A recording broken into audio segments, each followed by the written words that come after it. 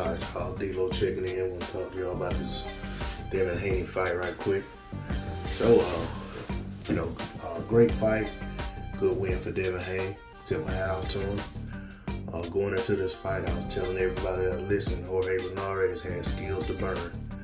The guy can do just about everything in the ring. He just, typically, his features don't hold up against the best fighters he's fought. Okay, so in this bout, Devin Haney comes out early, controlling him with the jab, combination punches, occasional hook. Just dominating the fight.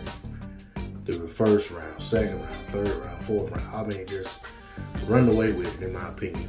Okay, the judging ended up being a little tighter than I expected, but to me, Devin Haney was pretty much sweeping all the early rounds and middle rounds. Okay, what ended up happening that was out of the norm, Devin Haney got hurt in this fight. At the end of the 10th round, right at the bell, Devin Haney, got caught with a combination, followed up with I think it was a big right hand or left hook, I can't remember. But either way, Devin Haney did a little dance on his way to the corner. Got to the corner. Now, I don't believe in cornermen panicking when a fighter gets hurt, but I kind of felt like there needed to be some cause for concern, and I didn't feel that Devin Haney's corner really knew that he was hurt. And even when they was talking to him, Devin was kind of staring up at the monitor and looking off and this, that, and the other, and like, is he all there? So he was hurt in the 10th, came out in the 11th. Haney got hurt several times in the 11th round. He clearly lost the 11th round. And then he got hurt again in the 12th, in a round in which he chose to try to stand in the pocket and trade and try to go for the go for the stoppage. He was trying to win. He was trying to make sure he didn't leave anything to chance, which I commend him for that. But it also cost him as well because he got hurt in that round. But Devin Haney did enough in the early to middle rounds to secure this fight. There was no way he was going to lose a fight on the card without at least 2 or 3 knockdowns late after the point of getting hurt in the 10th. Because honestly, Haney won the 10th round, even though he got hurt in the 10th round. But I think the judges gave the 10th round to Linares, which it wasn't a dominant round for Haney, so I guess him getting hurt at the very end would sway the judges. But all of that being said, Devin Haney at the post-fight, he said he wasn't hurt. He just got, he got hit with some good shots, and that goes with boxing. And he's right about that. It goes with boxing, but I disagree with him thinking that he didn't get hurt. I feel like Devin Haney was hurt in that fight several times, but that's okay. That's part of boxing.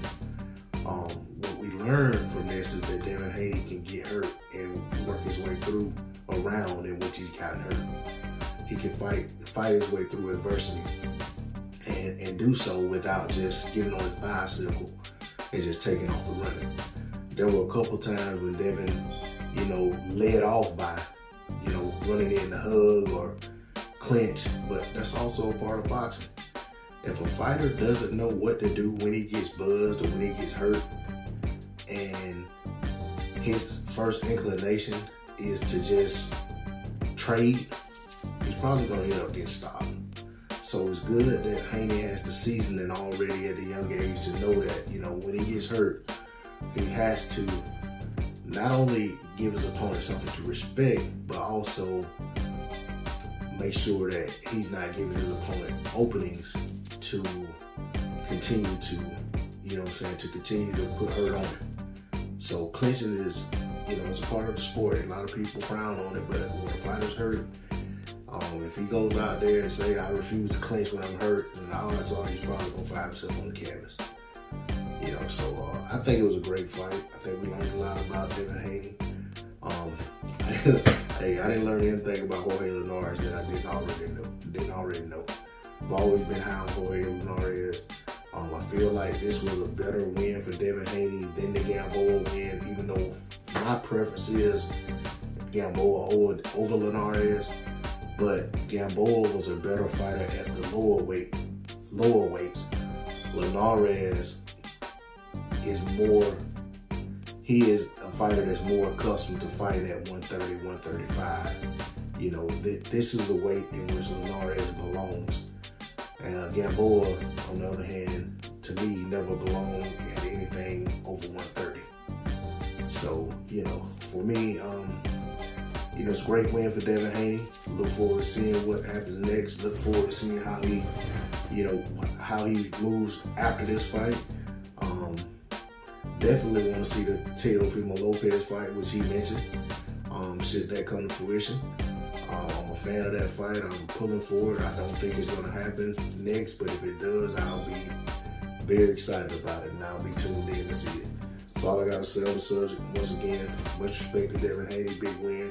Respect to Jorge Linares, went out there and gave it his all. And I will say that I picked Devin Haney by 10th round stoppage, so I was wrong in that.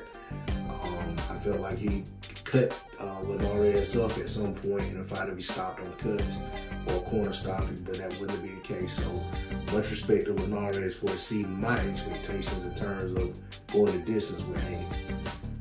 D-Lo 404 Boxing, like, share, comment, subscribe, and my peace.